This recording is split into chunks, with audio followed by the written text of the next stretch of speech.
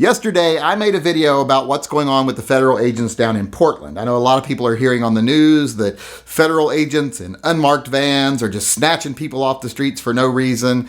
And after I did quite a bit of research, I didn't find that to be true. Now, I did acknowledge that there are some problems down there, and I do acknowledge that some of those problems are with the actual agents down there, like them not wearing badges, not wearing insignia that designate what force they're from, and not having name tags available so people could actually identify the officer if they are abused or their rights are violated. That's an issue. Now, I have heard from some of the representatives of the law enforcement downtown who say, well, we don't want to wear name tags and badges because we don't want protesters or rioters to find out who we are and then target our families. And to that I say, bull fucking shit. That's part of the job. You have to be identifiable while you're doing the job. And if you're scared that the big bad protester is going to come looking for your family afterwards, then find another job other than law enforcement. Follow the fucking rules. Beyond that, like I said, though, nothing really nefarious going on down there. And a lot of people got mad at me because they're like, you're supposed to support the First Amendment. You said you would always support the First Amendment. And I always do support the First Amendment. I will stand beside anybody exercising their First Amendment rights to peacefully protest, etc. And I also believe that you can even do your protest while engaging in some forms of civil disobedience. But violence is not civil disobedience, and violence is not protest. When you go down and you do violent acts, that's not protesting, that's rioting. If you look at the Civil Rights Act, or the Civil Rights Movement in this country, they engaged in civil disobedience. Martin Luther King blocked streets and blocked sidewalks, but they didn't beat up bystanders or break windows. They weren't engaging in violence, they were engaging in protest. You see that all throughout the movement. It wasn't, violent to sit at the front of the bus. It was technically illegal for Rosa Parks to do that, but it wasn't violent, so it was breaking the law, but it was still protest. She wasn't hurting anybody. She wasn't flipping the bus over, she was just sitting in the seat. When people like John Lewis went to the all-white lunch counters and sat down and staged sit-ins, yeah, that was technically illegal, but it wasn't violence. They weren't setting the place on fire. And if you can't see the difference, well, then you probably shouldn't be exercising your First Amendment right, not because the government should stop you, but just because you don't seem to understand what is efficient and what is proper and what is actually effective.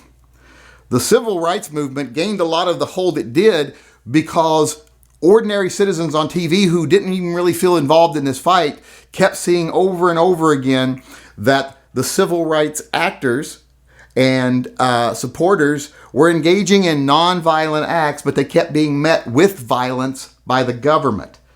And people got sick of seeing the government be the aggressor. And that's how they made progress. But now we're seeing the aftermaths of the protests be the aggressors, which is giving the government rights to come in and break them up without appearing like bad guys. So there is, like I said, a huge difference between social disobedience, protest, and violence. If you're breaking windows, that's not protest. If you're looting businesses, that's not protest. If you're tearing down statues, that's not protest. That's violence. All of that is violence. Now, I'm not saying I'm going to condemn if there's 10,000 people marching down the street and there's 300 engaging in violence. I will condemn the 300 engaging in violence and support the 10,000 marching in the street. But the thing is, nowadays, the government is manipulating it in a way that, the protest is over, but everyone else who wants to cause trouble stays around, and then they get to react to those people and make it look like the whole protest was nothing but violence. So you're just playing into the hands of the government. Because the government is not only facilitating these protests being larger and longer than they should be by basically turning over parts of cities to them.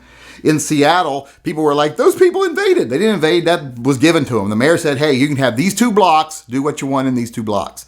That's because they knew that eventually it would degrade into chaos. They'd be able to go in and it would look like, see, all these protests always just turn to violence. And they were manipulating people. Same thing in Portland. They've told them, oh, if you stay in these areas, if you just do protests and do violence in these areas, we won't stop you.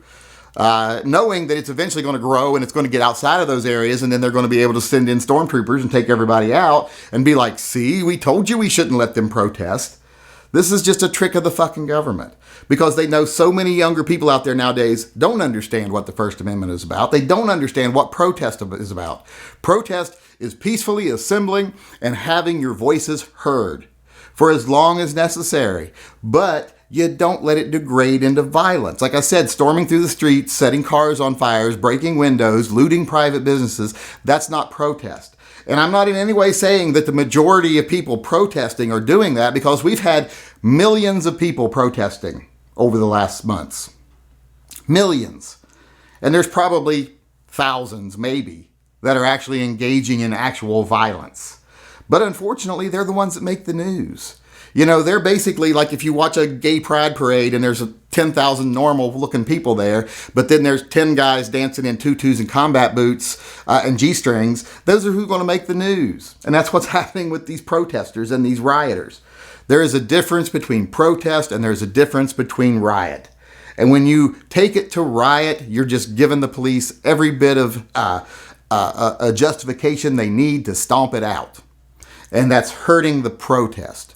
You're not helping protest by being a rioter. You're helping your own selfish desires to be violent and just sow destruction, anarchy. And that's one of the biggest problems right now. And that's one of the things I would like to tell the people who are the protesters. I support 100% your right to exercise your Second Amendment. Even if you were someone that was, if you ever won, you would take my rights away, my gun rights away. I'll still support your First Amendment right, because I'm not going to be afraid of what might happen in the future if you get heard. You have a right to be heard. If you're right, I think people maybe will act on you. If you're wrong, I think people will dismiss you. But you have a right to be heard. But you don't have a right to riot or be violent. You're not helping the cause. I will never support rioters. I will never support looters. Well, I don't want to say never, because you never know. If we're engaged in a civil war, it could be a different story. But I'm saying right now, the people out there causing the violence, you don't give a fuck about black lives. You don't give a fuck about police reform. And it's evident in your actions, or you would not act in a way that's hurting the movement. All you care about is anarchy, violence, something to do, you're bored, you're spoiled, blah, blah, blah.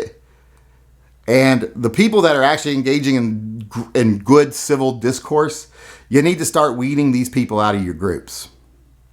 It's not hard to pick them out. When I was up in Seattle, the people there that were engaging in good protest, they knew the people that were going to end up being problems. You could stand around here and saying, those people are this, and they're just waiting for their chance. These people are that, and they're just waiting for their chance. Well, I'm like, well, then get rid of them. Go make them feel very unwelcome. Chase them away. You don't have to put up with them.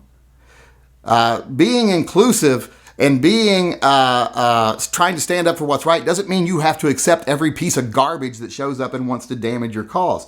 Tell them to get lost.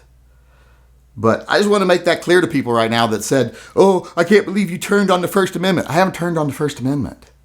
I will stand shoulder to shoulder with people I don't agree with and support their right to address the government and to protest and even to engage in civil disobedience while doing so. I don't care if some streets are blocked or some sidewalks are blocked or people are like, it's too loud. I don't give a shit about that stuff.